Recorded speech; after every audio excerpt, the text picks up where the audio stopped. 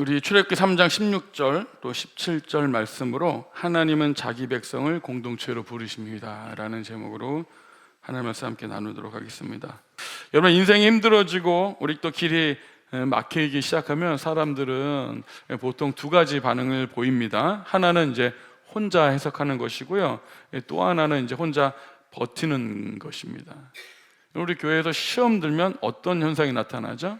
가장 먼저 나타나는 증상이 교회에서 멀어지는 거예요.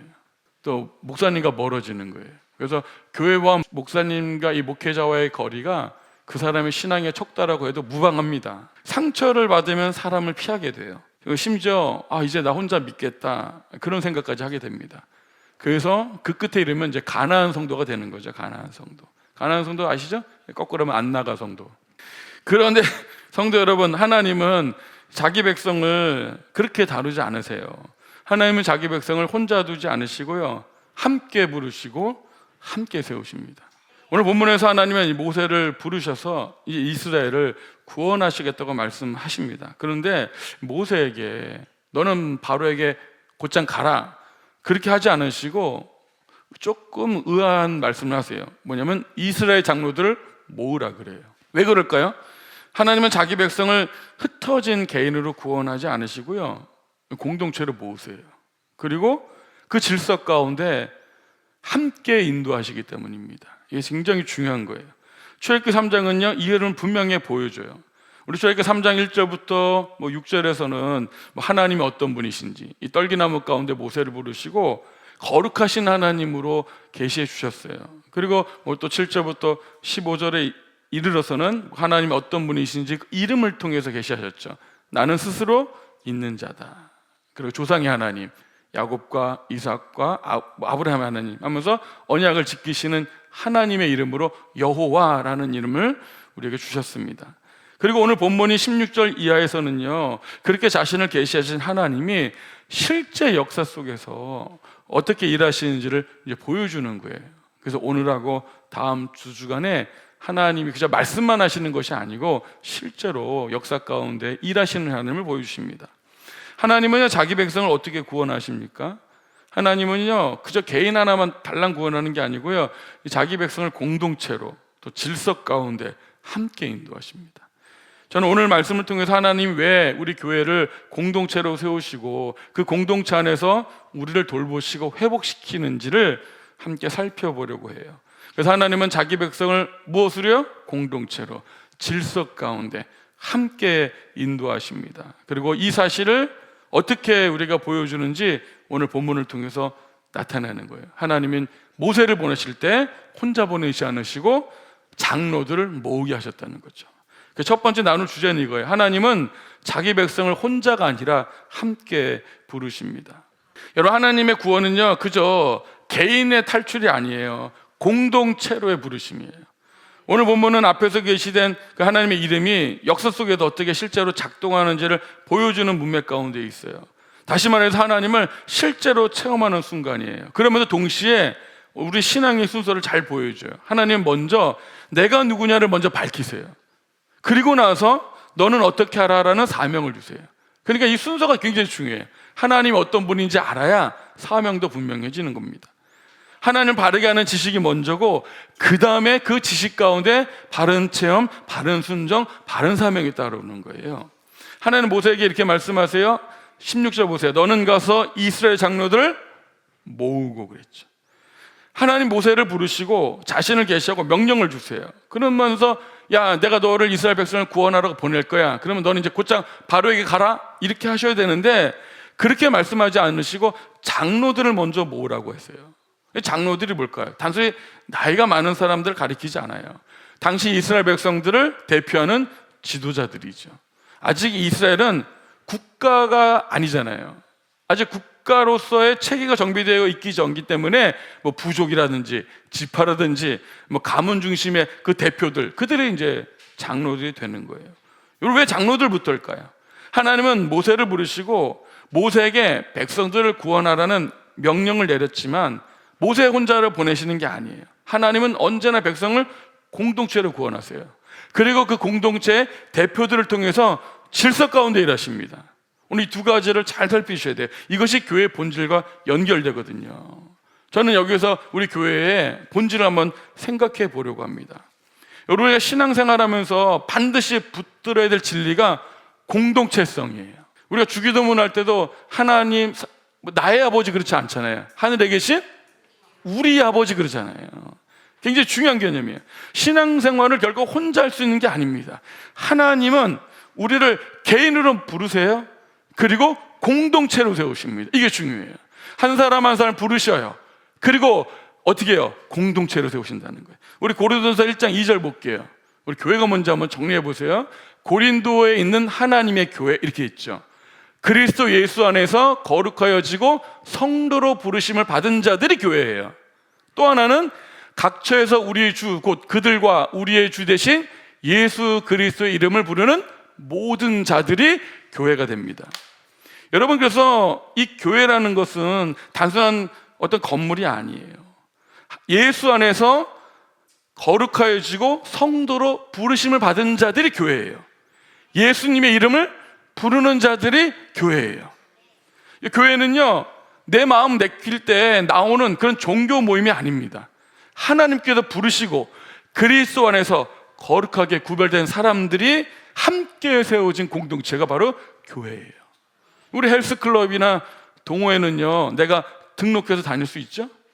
나가고 싶으면 나가고 안 나가고 싶으면 안 나가도 됩니다. 안 나간다고 인생에 큰 지장이 없어요. 그것이 내 존재를 바꾸진 않아요. 그러나 교회는 그렇지 않습니다. 교회는 단지 출입하는 장소가 아니고 존재가 바뀐 사람들이 속한 공동체라는 거예요. 교회 안에서의 삶의 방향이 바뀌고요, 해석이 바뀌고요, 시선이 바뀝니다. 왜냐하면 교회는 거듭난 사람들의 공동체이기 때문에 그래요. 그래서 내가 손 들고 교회 나온다고 해서 교회가 되는 것은 아니에요. 교회는 나올 수 있지만 교회가 되는 것은 다른 의미입니다. 사람의 결심으로 언제든 손을 들 수 있죠. 그렇게 교회 나올 수 있어요. 내가 손 들고. 그러나 내가 손 들고 나온 사람은요, 내가 손 내릴 수가 있는 거잖아요. 그러나 하나님께 부르심 받고 오직 은혜로 구원받은 사람은 단지 교회를 다니는 사람이 아니라 이미 그리스도 안에서 뭐예요? 교회를 이루는 사람이 된 거예요. 여러분, 다시 말하면 참된 성도는요, 그저 단지 교회를 출석하는 사람이 아닙니다. 그리스도 안에서 교회의 한 지체가 된 사람이에요. 그래서 우리는 교회를 다니는 사람 이전에 교회가 된 사람들입니다. 이게 중요해요. 여러분, 교회 나올 때 내가 교회를 그저 들락날락하는 사람이에요? 아니면 내가 교회가 되었다는 사실을 인식하고 교회를 다니는 사람일까요? 이게 너무 큰 차이가 있죠.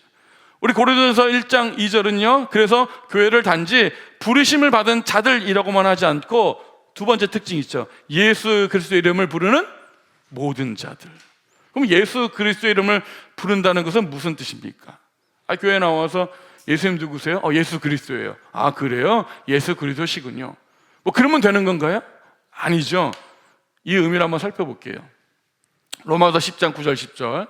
자, 네가 만일 내 입으로 예수를 주로 시인하며 하나님께서 그를 죽은 자 가운데서 살리신 것을 내 마음에 믿으면 구원을 받으리라. 여러분, 내가 구원받았다는 건 어떻게 알 수 있어요? 하나님께서 예수님을 죽은 자 가운데서 살리신 것을 믿으며, 예수님의 부활을 믿으면, 그 믿음이 뭐예요? 구원 얻는 믿음이죠. 그걸 내가 입으로 시인하는 거예요. 주로 시인하는 거. 사람이 마음으로 믿어 의에 이르고 입으로 시인하여 구원에 이르느니라. 로마서 10장 13절 보세요. 누구든지 주의 이름을 부르는 자는 구원을 받으리라. 아멘. 그럼 여러분들이 예수 그리스도 부르면 다 그냥 구원입니까? 주문 같은 거예요? 아니에요. 누가 예수님을 부를 수 있습니까? 여기서 주의 이름을 부른다는 것은 단순히 입으로만 말하는 정도가 아니에요. 예수님께서 내 죄를 대신해 죽으시고 부활하신 하나님의 아들이시고 나의 구원자라는 것을 어떻게 마음으로 믿어져서 입으로 시인하면서 인격적으로 받아들이는 것을 의미합니다. 그게 예수님 이름을 부른다는 거예요.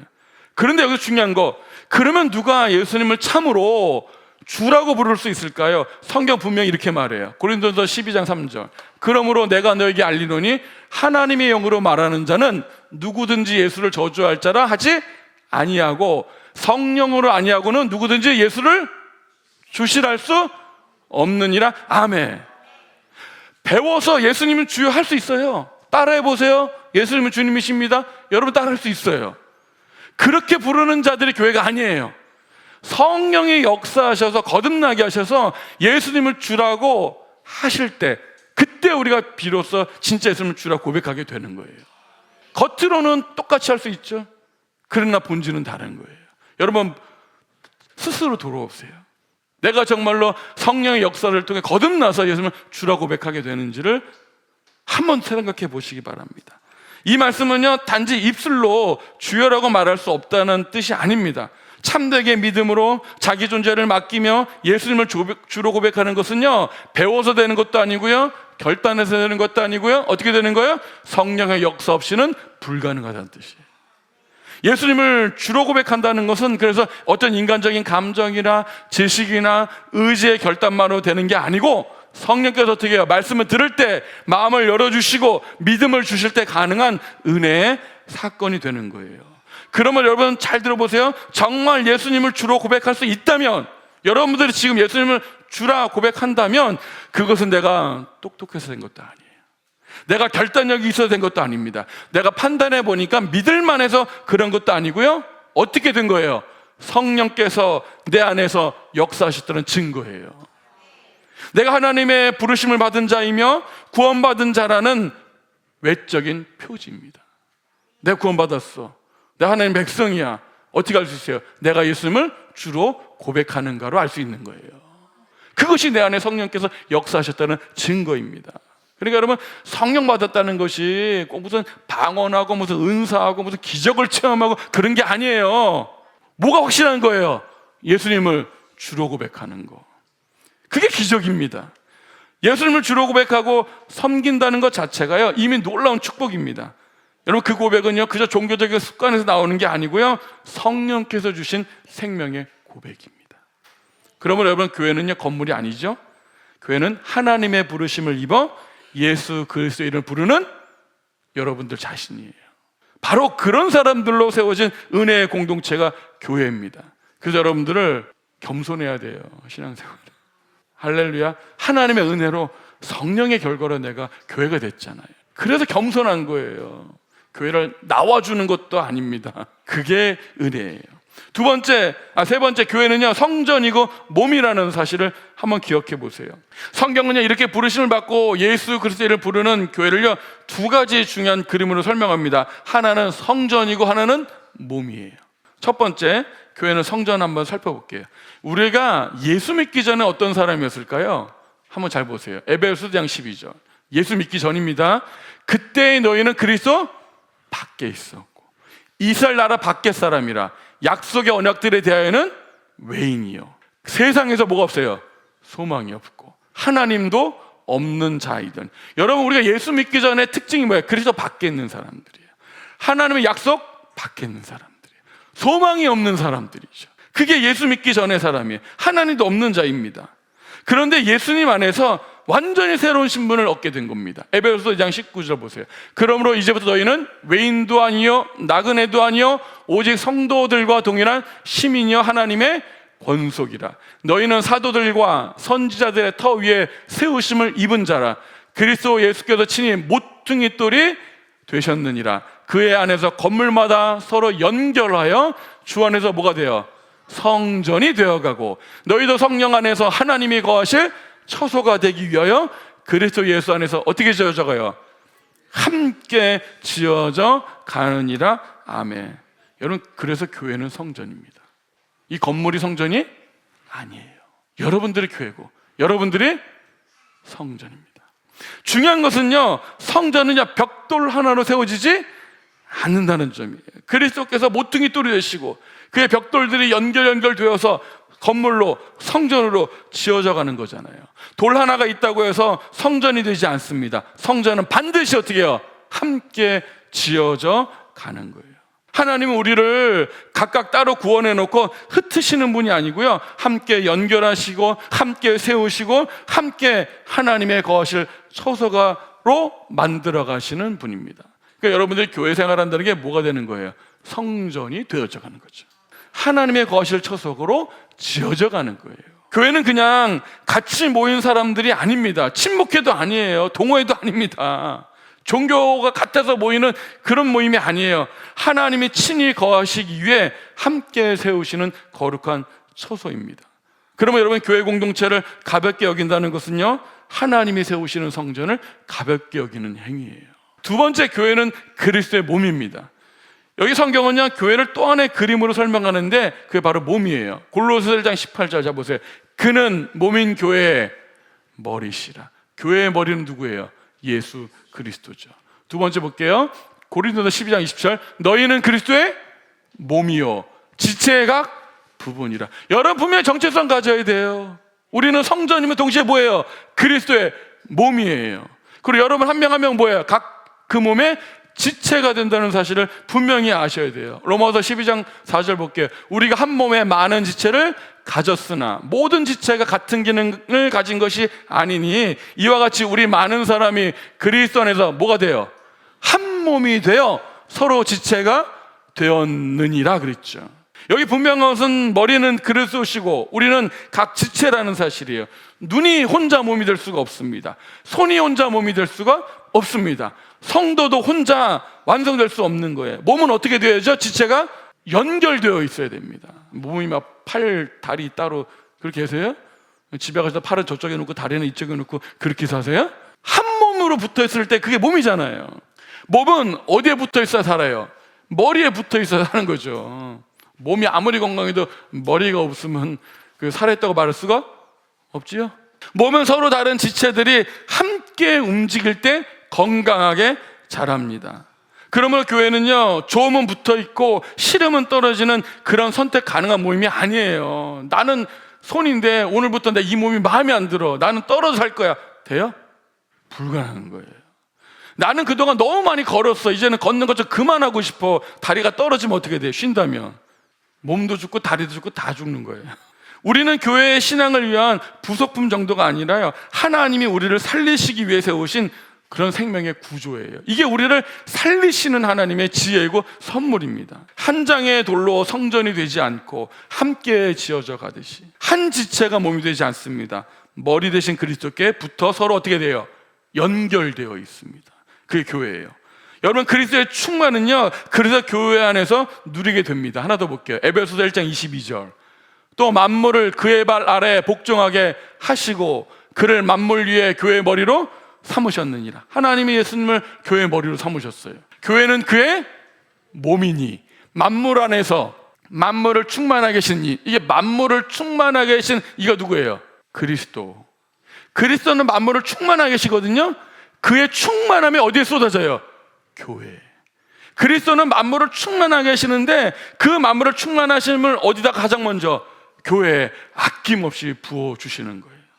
그래서 여러분, 그리스도는요, 만물을 충만하게 하시는 분이십니다. 그리고 그 충만함이 가장 먼저 가장 분명하게 나타나는 곳이 어디예요? 바로 교회입니다. 여러분, 이 말은요, 교회가 스스로 충만해진다는 뜻이 아닙니다. 머리 대신 예수님께 붙어 있을 때에만 그리스도의 충만이 교회의 것이 되는 거예요. 하나님은 그 교회의 충만함을 통해서 세상 가운데 흘려보내기를 원하시는 거예요. 그래서 여러분들 잘 들어보세요. 성도는 존재론적으로 교회 공동체로 살 수밖에 없습니다. 왜냐하면 홀로 떨어져서는 그리스도의 충만함을 누릴 수 없기 때문에 그래요. 내가 교회로 살 때 그리스도의 충만함을 경험하는 것입니다. 그 교회는 함께 자라가는 거예요. 에베소서 4장 한번 볼게요. 오직 사랑 안에서 참된 것을 하여 범사에 그에게까지 자랄지라. 그는 머리니 곧 그리스도라. 그에게서 온몸이 각 마디를 통하여 도움을 어떻게 해요? 받음으로 연결되죠. 여러분, 몸에 이 각 지체에 붙어서 따로 노나요? 연결되어 있어요? 안 되어 있어요? 연결되어 있어 서로 도움 받아 안 받아요? 받아요. 결합되어 각 지체의 분량대로 역사하여 그 몸을 어떻게 해요? 자라게 하며 사랑 안에서 스스로 어떻게 해요? 세우느니라. 아멘. 우리 막 건강해지면 어떻게 해요? 살 빼려고 막 다이어트하고 뭔가 막 뛰어야 되죠. 뛰는 건 누가 뛰어요? 다리가 뛰어요. 다리만 튼튼해지나요? 뱃살도 빠지고 온몸이 건강해지는 거 맞죠? 좋은 영양을 먹어야 되잖아요. 먹으려면 손이 움직여야 되고 입이 움직여야 되고 하잖아요. 입만 살찌나요? 아니잖아요. 입이 이제 힘들다고 음식을 안 씹어 어떻게 돼요? 온몸이 죽어요. 오른손 밥 먹는 게 힘들다고 멈춰 이제부터 나 안 할래 어떻게 해요? 온몸이 병들어요. 다 서로 연결되어서 서로 도움을 줘서 어떻게 몸을 스스로 세워가는 거예요. 그게 건강 공동체예요. 아멘? 그게 살아있는 교회예요. 저는 여러분들 교회가 각자 은사대로 각자 지체 역할들을 잘 하시는 교회 되길 바라요. 그게 서로 연결되어 있습니다. 내가 편하자고자 내가 쉬잖아요? 좋은 것 같죠? 다 같이 죽는 거예요. 왜요? 연결되어 있기 때문에 그렇습니다. 그리고 교회의 머리가 누구죠? 예수님이에요. 여러분 잘 생각해 보세요. 내가 이쪽으로 가려고 머리가 명령하면 몸이 가야 되죠. 그게 자연스러운 사람이에요. 머리는 자꾸 일로 가는데 몸은 자꾸 일로 가요. 이상해 안 이상해요? 나는 이걸 오른손으로 들라고 명령하는데 얘가 자꾸 안 들어요. 이렇게 가요. 이상해요. 좀 뭐 건강하고 싶어서 운동하고 뛰고 싶은데 발이 말을 안 들어요. 어떻게 될까요? 그 죽어가는 교회 됩니다. 건강한 교회는요, 그리스도 머리 대신 그리스도의 말씀을 따라서 온몸에 유기적으로 착착착착착착착 잘 움직일 때 그게 다 건강한 거 아니겠어요? 그게 그리스도의 충만함이에요. 교회가 어떻게 자랍니까? 그리스도께 붙어 있을 때 자랍니다. 그리고 각 지체가 서로 연결되고 결합될 때 자라는 거예요. 하나님은 각 사람에게 서로 다른 은사와 기능을 주셨습니다. 이거 우열을 가리기 위한 것이 아니에요. 서로를 세우고 보완하게 하시기 위한 것입니다. 여러분 신체 중에 뭐가 제일 중요합니까? 다 중요해요. 눈이 중요해요? 그는 몸에 눈만 100개가 있어요. 그러면 이상하잖아요. 맞죠? 적당히 지체가 분리가 되어 있어야 되죠. 맞죠? 그게 건강. 어떤 게 낫고 안 낫고가 없습니다. 다 중요해요. 가장 안 쓰는 게 뭐가 있어요? 뭐 새끼손가락 안 써요? 이거 잘라보세요. 얼마나 아픈가. 다 중요한 거예요. 우열이 아니라 서로 세우고 보완하기 위해서 하는 거예요. 그러므로 교회 안에서 나는 필요 없다, 사람도 없고 나만 중요하다는 사람도 없습니다. 모든 지체는 머리 대신 그리스도 아래서 서로를 필요로 하는 거예요.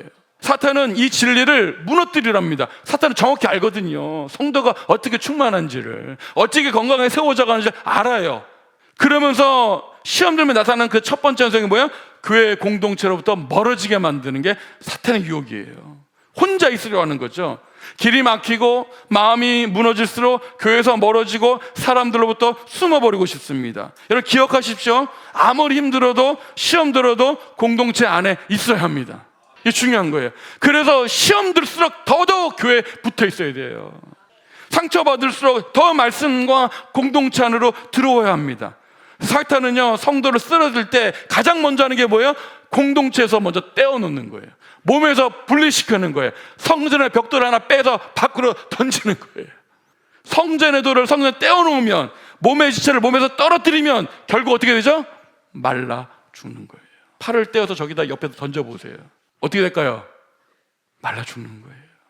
정리하면 하나님은 믿는 자들을 교회 공동체로 부르셨습니다. 우리는 각자 한 장의 돌처럼 함께 지어가자는 성전이 되고요, 한 몸의 지체처럼 서로 연결되어 그리스도의 몸을 세워갑니다.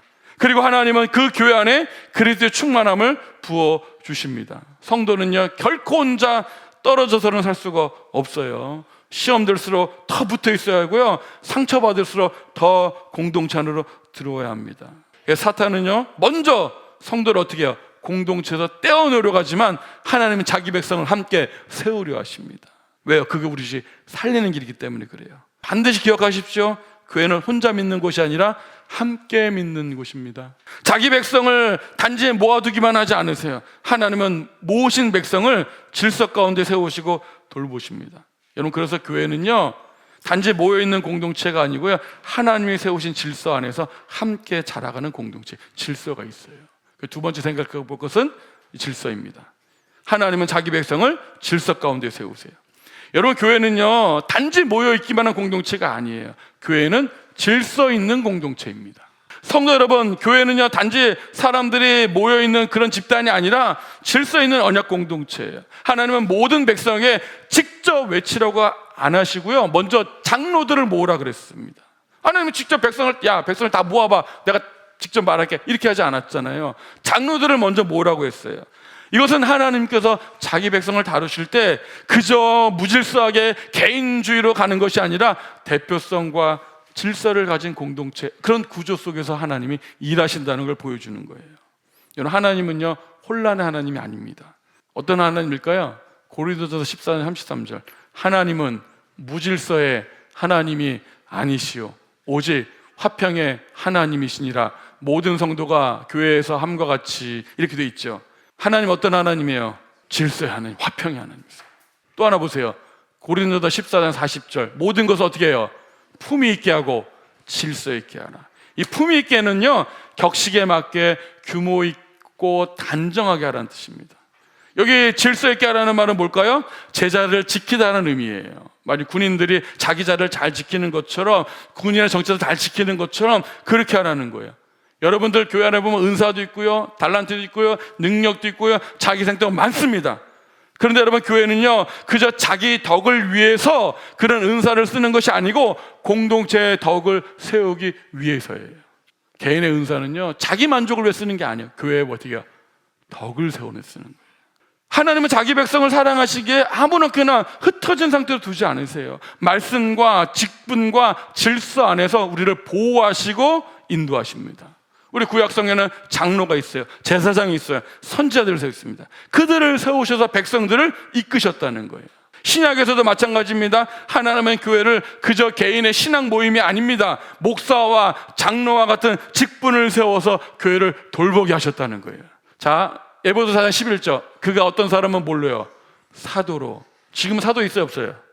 지금 없습니다. 뭐 신사도니 구사도니 그런 거 없어요. 어떤 사람은 선지자들, 어떤 사람은 복음을 전하는 자, 어떤 사람은 목사와 교사로 삼으셨으니. 이런 지도자들을 세우신 이유가 뭐예요? 이는 성도를 어떻게 해요? 온전하게 하여 봉사의 일을 하게 하며 그리스도의 뭘 세워요? 몸을 세우게 하려 하심이라. 아멘. 여러분, 그리스도께서 이 목사와 교사를 주신 이유가 뭘까요? 지도자를 주신 이유가 뭘까요? 성도라고 뭐 하기 위해서? 온전하게 하여 봉사의 일을 하게 하는 거예요. 그것은 곧 그리스도의 몸을 세우려 하심입니다. 이 직분을요 권력을 위한 구조가 아니에요. 목사는 대표고 장로는 임원이고 안수집사는 부장이고 그런 거예요? 직분은요 승진 개념을 보신 분들 계세요. 아닙니다. 권력을 위한 구조도 아니고요, 권위주의를 강조하려는 것도 아니고요, 바로 교회를 세우기 위한 하나님께서 주신 선물이에요. 직분은요. 히브리서 13장 7절입니다. 너희를 인도하는 자들에게 순종하고 복종하라. 그들은 너희 영혼을 위하여 경성하기를 자신들이 청산할 자인 것 같이 하느니라. 여기 경성하기를 말이 좀 어렵죠. 이 경성하다는 말이요 이런 뜻이에요. 깨어 경계하다입니다. 마치 파수꾼이 다 깨어서 보초를 쫙 쓰는 것처럼 그런 의미예요. 잠들지 않고 밤을 지새우면서 지킨다는 의미예요. 여러분, 우리 구약의 파수꾼들은요 적의 침입을 막기 위해서 어떻게 하죠? 밤새 성벽 위에 깨어 있잖아요.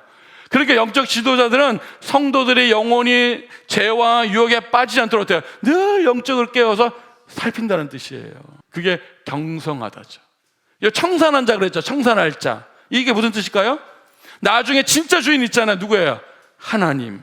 하나님 앞에서 자신이 맡은 양떼의 상태에 대해서 결산에 대한 책임을 가진 자라는 뜻입니다. 그러니까 이 목자가 양을 돌볼 때 무슨 양을 이어먹고 이게 아니고 뭐라는 거예요? 주인이 잠시 맡겨놓으셨기 때문에 어떻게 해요? 나중에 주인한테 보고하고 이거를 결산하기 위해서 어떻게 해요? 늘 깨어서 늘 보살피고 늘 돌보는 역할을 누가 한다는 거예요? 이 교회 지도자들이 하는 역할이에요. 목사님, 장로님, 선생님들 교회 지도자들이 그런 역할들을 하는 거예요. 그래서 지도자는 내 양이 아니라 하나님의 양을 잠시 맡은 청지기로서 두렵고 떨림으로 깨어서 양들을 어떻게 해요? 돌보는 자예요. 근데 여러분들 목자만 책임 있는 게 아니죠.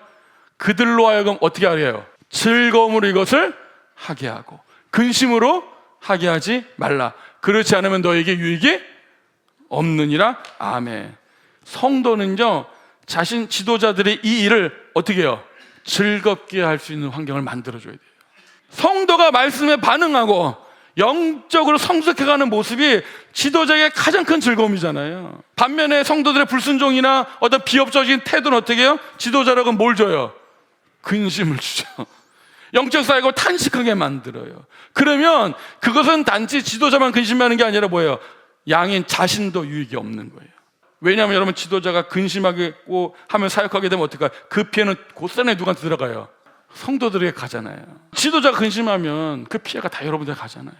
제가 근심 많아 보세요. 맨날 얼굴은 수심이 가득해. 어떤 설교가 나오겠어요? 쓴물이 나갈 수밖에 없잖아요. 똑같아요. 장로님들, 선생님들, 지도자 다 마찬가지예요. 하나님은 질서의 하나님이세요. 세우신 지도자와 성도 사회에 영적인 소통이 막히면 하나님이 공동체에 주시려는 그러한 신령한 복이, 통로가 어떻게 막히게 되고요, 좁아지게 되는 거예요. 그것이 곧 성도에게 유익이 없는 상태입니다. 물론 여기도 균형이 필요합니다.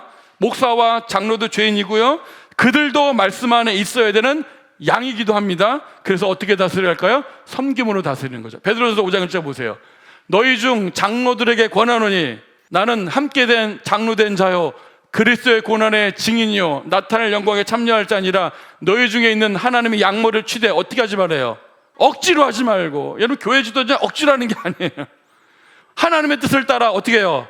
자원함으로 하며 더러운 이득을 위하여 하지 말고 기꺼이 하며 맡은 자들에게 주장하는 자세를 하지 말고 어떻게 해요? 양물의 뭐가 되라? 본이 되라.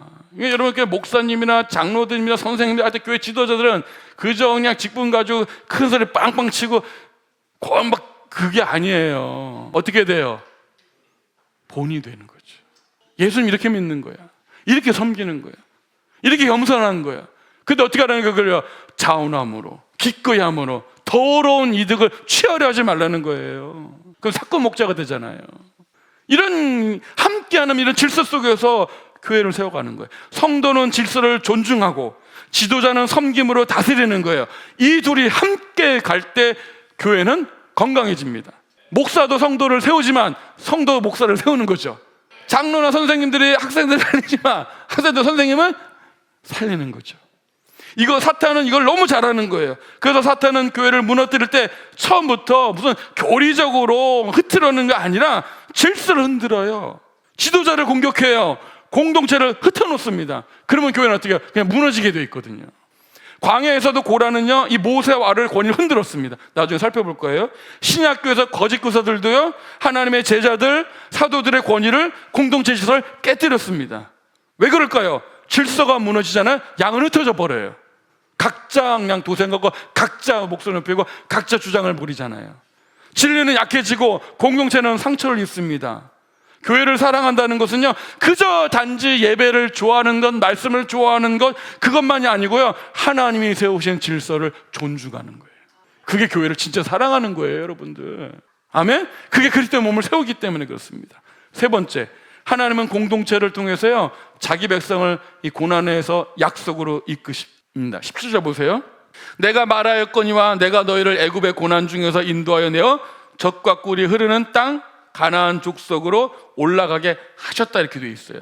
하나님은 장로들을 모으게 하신 뒤에요, 구원의 방향을 명확하게 이야기하십니다. 공동체를 모으시고 질서를 세우신 뒤에 그들을 고난에서 인도해서 어디로요? 약속의 자리로 이끌어 가세요. 이 중요한 것이 이것입니다. 하나님은요, 자기 백성을요, 흩어진 개인을 구원하지 않으세요. 너 구원했으니까 너만 1대1로 그런 방식으로 하지 않으세요. 질서 없는 군중을 이끌지 않으세요. 하나님은 자기 백성을 모으시고 질서 가운데 세우시고 함께 약속을 향해 인도하시는 줄로 믿습니다. 두 가지 방향이 있잖아요. 하나는 뭐예요? 애굽의 고난 중에서. 또 하나는 젖과 꿀이 흐르는 땅. 이 두 가지 단어를 잘 보세요. 하나님께서 자기 백성의 현실을 모른 채 한다는 게 아니에요. 백성들 어디 있어요? 지금 고난 중에 있어요. 분명히 알고 계세요. 하나님은 고난을 추상적으로 아시는 분이 아닙니다. 이 애굽의 고난 중에서라는 말씀처럼 하나님의 백성이 어디에서 어떤 고통 가운데 있는지를 정확하게 구체적으로 아시는 거예요. 그 고통의 한복판에서 하나님은 백성들을 건져내십니다. 하나님은 저 멀리 곳에서 아유, 니들 고생하고 있구나, 그 정도가 아니에요. 직접 오셔서 채울하시고 직접 몸으로 겪으셔서 아시는 분인 줄로 믿습니다. 하나님은 단지 애굽에서 빼는 데만 그치지 않으세요. 고난에서 꺼내놓으신 뒤에 약속의 자리로 젖과 꿀이 흐르는 땅으로 하나님이 예비하신 자로 이끄십니다. 오늘 우리에게 가나안은 어디입니까? 새하늘과 새 땅이잖아요. 하나님 그렇게 인도하세요. 하나님의 구원은 단지 문제를 없애는 것이 아니라 자기 백성을 약속을 향해 걷게 하는 거예요. 출애굽하고 끝이 아니잖아요. 어디로 가야 돼요? 가나안에 들어가야 되잖아요. 안식 있는 곳. 근데 출애굽한 뒤에 애굽에서 가나안으로 점프해서 가나요? 아니죠. 어딜 지나가요? 광야를 지나가는 거예요. 근데 광야가 목적지인 분들 계세요. 출애굽이 끝난 분들이 계세요. 그러니까 왜 이렇게 하나님의 구원이 왜 이렇게 힘든 거야? 왜 이렇게 고생이 많은 거야? 뭐가 아무것도 없는 거야? 이렇게 생각하는 분 계세요. 아직 가나안에 들어가지 않았어요. 가나안을 향해서 가는 거죠. 맞습니까? 근데 그 가나안은 반드시 들어가야 못 들어갈 가능성이 있어요. 반드시 들어가요. 그래서 이미 들어간 것과 같은 거예요. 아직 안 들어갔으나. 우리도 마찬가지예요. 우리 광야 같은 삶이 최종 목적지가 아니죠. 새하늘과 새 땅을 위해서 나아가는 과정 중에 있잖아요. 그게 왜 하나님 우리를 인도하시는 거죠. 하나님은 교회를 통해 우리를 돌보시고, 교회를 통해 말씀하시고, 교회를 통해 고난에서 약속으로 이끄십니다. 교회는요 단지 그래서 위로만 받는 곳이 아니에요. 하나님이 고난에서 약속을 어떻게 이끄시는 것으로 믿습니다. 저는 여러분 신앙생활 힘들수록 교회 안에 더 깊이 뿌리 내리시기를 축복합니다. 혼자 판단하지 마시고요, 혼자 해석하지 마시고요, 항상 교회의 질서 안에서 목사와 장로와 공동체의 말씀과 기도와 인도 가운데 있으시기를 주의 이름으로 축복합니다. 왜요? 하나님은 그렇게 자기 백성을 인도하시기로 계획하셨기 때문에 그렇습니다. 그런데 여기서 우리 한 가지 꼭 정직하게 말씀드릴 게 있습니다. 하나님은 공동체를 통해서 자기 백성을 인도한다고 해서 교회가 언제나 편안하고 좋은 일만 있는 곳일까요? 아닐까요? 여러분, 교회라고 해서 늘 좋은 일만, 편안한 일만 있는 게 아니에요. 실제로 교회 안에서 은혜를 많이 받아요. 상처를 더 많이 받아요. 성도들끼리 부딪히기도 하고 오해가 생기기도 하고, 때로는 목회자나 지도자나 갈등도 생기고 상처받을 수도 있지요. 그거 분명히 아픈 일이에요. 결코 가벼운 일이 아닙니다. 하지만 여러분, 그런 현실이 하나님이 교회에 함께하지 않으신다거나 하나님의 교회를 포기하셨다는 뜻은 아니에요. 이미 하나님께서 교회를 구별된 공동체를 세우셨지만 아직 완성된 공동체는 아니잖아요. 우리는 모두 은혜로 부르심을 받았지만 여전히 어떻게 해요? 다듬어져 가는 사람들이고, 여전히 죄성 있는 사람들이고, 여전히 완성을 향해서 성화의 길을 향해 가는 사람들이잖아요. 성전이 지어졌다 그래요? 지어져 가고 있다 그래요? 지어져 가고 있다 그랬죠. 제가 항상 말하죠. 내부 공사 중이라고 해야지. 완성이 안 됐어요. 먼저 받아들이셔요. 그러니까 교회는요, 사랑도 있지만 미성숙도 있고요, 위로도 있지만 부딪힘도 있고요, 은혜도 있지만 여전히 죄와 씨름한 현실도 있는 거예요. 제가 늘 말씀드려요. 예수님도 말씀하셨죠. 병든 자라야 의인이 있다 그랬죠. 건강한 자에 의인이 필요 있어요? 없어요? 없어요. 그러니까 교회는 엄밀히 따지면 어떻게 해요? 병원 같은 곳이라고 제가 말씀드렸잖아요. 여러분들이 아파서 병원 갔는데 이렇게 불만하면 되겠어요? 안 되겠어요? 웬 환자들이 이렇게 많아? 그게 정상이 아니에요. 정상이에요. 교회는 왜 이렇게 죄인들이 많아? 정상이 아니에요. 정상이에요. 지극히 정상입니다. 잘 찾아오신 거예요. 교회는 정상인이 있으면 안 돼요. 그렇다고 해서 여러분, 그 상처가 좋은 것이란 뜻은 아니에요. 상처는 상처고요, 죄는 죄 맞아요. 교회의 갈등과 아픔을 어떻게 미워해서도 안 됩니다. 그러나 놀라운 것은요, 하나님은 그 아픈 과정조차도 헛되게 버리지 않으신다는 거예요. 우리에게 유익되게 하신다는 거예요. 하나님은 그 부딪힘과 갈등 속에서 우리를 낮추시고 더 인내하게 하시고 더 사랑하게 하시고, 결국 어떻게 해요? 사람 의지할 게 못 되구나, 그리스도만 의지하게 만들어 가시는 거예요. 그래서 우리는 공동체 안에서 사람에게 기대하다 실망하잖아요. 교회라면 뭐 이래야 하지 않나? 목사님은 왜 저래야 되지 않나? 목사한테 실망했어. 성도라면 이래야 되는 것 아닌가? 그 기대가 무너질 때 마음이 상해 안 상해요? 그런데 하나님은 때로 그 자리에서 우리에게 다시 가르쳐요. 야, 완전한 머리는 사람이 아니라 그리스도다. 너를 끝까지 못 드는 거는 김 집사님도 아니고 박장로님도 아니고 윤 목사님도 아니고 그리스도다. 공동체의 아픔이 너를 냉소적으로 만들게 하지 말고 더 깊이 약속을 붙들게 만들게 하라는 거예요. 여러분, 요셉도 한번 보세요. 형들에게 상처 받았어요? 안 받았어요? 무진장 받았어요. 가장 가까운 사람에 배신당했습니다. 그런데 하나님은 그 상처조차도 헛되게 버리지 않고 결국 많은 사람들을 살리는 구원의 길로 사용하셨잖아요.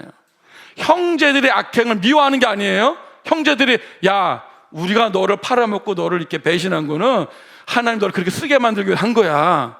아니에요. 내가 너를 시험 들게 한 거는 다 너에게 유익되기 위해서야. 그렇게 돼야 안 돼요. 그건 아닌 거죠. 잘못된 건 잘못된 거고 악행은 악행이죠. 하나님은 그것을 담아 선으로 바꾸셔서 역사하신 거죠. 다윗도 사람들에게 오해받고 쫓겨났습니다. 하나님은 그 광야를 통해서 어떻게 해요? 다윗을 더 의존하고 하나님만 의존하고 빚으신 거죠. 광야가 없었다면 다윗의 신앙이 있었을까요? 저는 가만 보니까 꼭 맞는 건 아닐 수 있지만 사울에게는요, 광야가 없었어요. 처음부터 왕이 된 거예요. 어떻게 보면 그것도 하나의 사울의 약한 점이 아닐까. 다윗은 광야에서 굴렀잖아요. 어쨌든 성숙해진 거죠. 하나님 의지는 배운 거죠. 광야 자체는 고난 맞고 힘든 건 맞지만 하나님은 그것을 선으로 바꾸셔서 유익되게 하신 겁니다. 바울도 마찬가지예요. 바울이 가는 곳마다 은혜가 있었나요? 아니요. 바울은 자기가 세운 교회에서도 여러분들 좋은 소리 못 들었어요. 오해와 눈물과 배신을 경험했습니다. 그러나 그 모든 과정을 지나면서 점점점 어떻게 해요? 사람의 인정이 아니라 그리스도의 은혜를 붙드는 사람으로 빚어져 간 거예요. 그 모든 과정을 통해서 하나님만 의존하게 하시죠. 그래서 하나님은 그 현실 속에서도 자기 백성을 놓지 않으시고 오히려 그 과정을 통해서 우리를 더 깊은 겸손으로, 더 깊은 사랑으로, 더 깊은 인내로 그리스도만 의존하는 사람으로 우리를 만들어 가십니다. 그리스도의 장성한 분량에 이르기까지, 그리스도의 몸으로 세우기까지 하나님은 공동체를 통해서 서로 연결하고 돕고, 때로는 긍정적으로, 때로는 부정의 아픔이지만 그 모든 것들을 통해서 우리를 어떻게 세워 가시는 거예요. 교회 안에 갈등과 상처가 있다고 해서요, 바로 공동체를 떠나버리면 안 됩니다. 오히려 그 과정 속에서 더 깊이 말씀으로, 더 깊이 기도로, 더 깊이 그리스도 은혜 앞으로 나아가십시오. 완전한 사람들의 모임이 아닙니다. 교회는요, 불완전한 사람들이 끝까지 그리스도 안에서 함께 빚어져가고 함께 세워져가는 공동체라는 사실을 기억하십시오. 하나님 그 고난에서 약속으로 이끌어 가십니다. 성전은 지어져 가는 중입니다. 정리하면 하나님은 공동체를 통해서 자기 백성을 붙드시고 말씀하시고 고난에서 약속으로 이끄세요. 갈등도 있지만 상처도 있지만 하나님은 그 모든 것조차 헛되게 하지 않으십니다. 그러므로 어떻게 하세요? 견디고 버티고 교회 안에 더 뿌리를 내리십시오. 그의 나를 성장하게 합니다. 성숙하게 합니다. 그리고 하나님의 은혜와 능력을 체험하게 합니다. 교회는요, 상처가 없는 안전지대가 아니에요. 상처 입은 사람들이 모여서 서로 상처를 주기도 하지만 함께 빚어져가는 하나님이 세우시는 몸입니다. 흔들려서 교회 떠나지 마시고요, 더 가까이 하십시오. 사람들 가까이 하고 더 성도들 연결되어서 서로 도움을 받고 목사와 장로들 서로 그 안에서 지도를 받고 함께 공동체 질서 속에서 뿌리를 내며 살아가다 보면 여러분도 어느 순간 내가 이만큼 성장했구나, 그동안 걸어온 것이 하나님의 은혜였구나 깨닫게 될 거야. 나를 이곳에 보낸 것은 당신들이 아니라 하나님이 많은 사람을 세우기 위해서 보내셨구나, 그렇게 고백할 날이 있을 거예요. 결론입니다. 교회는 혼자 버티는 곳이 아니라 함께 세워지는 곳입니다. 오늘 분명히 말씀해요. 첫 번째, 하나님은 자기 백성을 혼자가 아니라 함께 부르십니다. 하나님은 자기 백성을 무질서가 아니라 질서 가운데 세우십니다. 하나님은 그 공동체를 고난에서 인도하여 약속으로 이끄십니다. 그래서 교회는요, 단지 사람들의 친목 모임이 아니에요. 하나님의 부르심을 입은 자들의 공동체이고 그리스도의 몸이고 함께 지어져가는 성전이고 하나님의 말씀과 직분과 질서 안에 세워져가는 언약 공동체입니다. 어떤 분들은 아우, 야, 이 교회 오늘 들으니까 너무 무거운 거 아니냐 이렇게 느낄 수도 있죠. 질서라고 하면 벌써 갈라지면서 막 권위적이고 부담스럽게 느껴질 수도 있어요. 하지만 그것이 아닙니다. 하나님이 보여주신 질서는요, 사람을 누르기 위한 그런 권력 구조가 아니에요. 사람을 얽매이기 위한 그런 것도 아닙니다. 자기 백성을 지키시고 돌보시고 살리시기 위한 은혜의 질서입니다. 질서가 없는 게 좋은 것 같죠? 아니요. 질서가 우리를 살리는 거예요. 대한민국에 법이 없다고 생각해 보세요. 자, 오늘부터 법이 없습니다. 여러분 대한민국 마음대로 사십시오 하면 어떻게 해요? 여러분 밖에 못 나가요. 나가는 순간 누구한테 맞아 죽을 수도 있어요. 우리나라가 또 치안 또 이게 알아주는 거 아닙니까? 외국 가면 저는 뭐 그렇게 자주 안 가봤지만 유럽 같은 데면 밤에는 혼자 다니지 마라. 총 맞을 수도 있고 죽을 수도 있잖아요. 우리나라는요, 밤에 혼자 다녀 안 다녀요? 그냥 막 다녀요. 외국 사람들이 깜짝 놀라요. 밤에 혼자 다니는 거 보고. 밤에 혼자 다닐 수 있는 나라는 세계에 몇 개 없어요. 제가 볼 때 우리나라가 유일하지 않을까 싶은 거죠. 어떤 이제 미국 기자가 와서 한강에 밤에 뛰는 사람들 보고 깜짝 놀라요. 어떻게 밤에 여자가 혼자 뛰냐는 거예요. 왜 그래? 우리 법이 잘 돼 있고 치안이 잘 돼 있잖아요. 그게 좋은 거예요, 안 좋은 거예요? 좋은 거예요. 우리 살리는 거죠. 그러므로 교회 공동체의 질서는 우리를 무겁게 짓누르는 것이 아니라 우리 그리스도의 은혜를 충만하게 누리게 하는 길입니다. 혼자 있으면 쉽게 지치고요, 혼자 있으면 쉽게 녹아버려요. 혼자 있으면요 쉽게 무너집니다. 그러나 교회 안에 있으면 어떻게 해요? 보호받고 사랑으로 붙들리고 함께 자라가면서 그리스도의 충만함을 누리는 줄로 믿습니다. 여러분, 교회를요 단지 다니는 곳으로만 여기지 마십시오. 내가 필요할 때만 잠깐 들르는 곳도 아닙니다. 교회는 하나님이 나를 심으신 자리고 내가 붙어 있어야 살 수 있는 몸이며 내가 함께 지어져가는 성전입니다. 혼자 믿으면 쉽게 무너지지만 함께 믿으면 하나님이 세워가십니다. 그래서 교회는요 혼자 버티는 곳이 아니에요. 함께 세워져 가는 곳입니다. 아멘. 그래서 제가 마지막 한마디만 할게요. 교회에 다니는데서 멈추지 말고 그리스도의 충만함을 누리는 교회가 되시기를 주의 이름으로 축복합니다. 교회 다니는 데만 멈추지 말고 여러분이 교회가 되십시오. 그때야 비로소 그리스도의 충만함을 누릴 수 있습니다. 찬양하고 기도하고 마칠게요.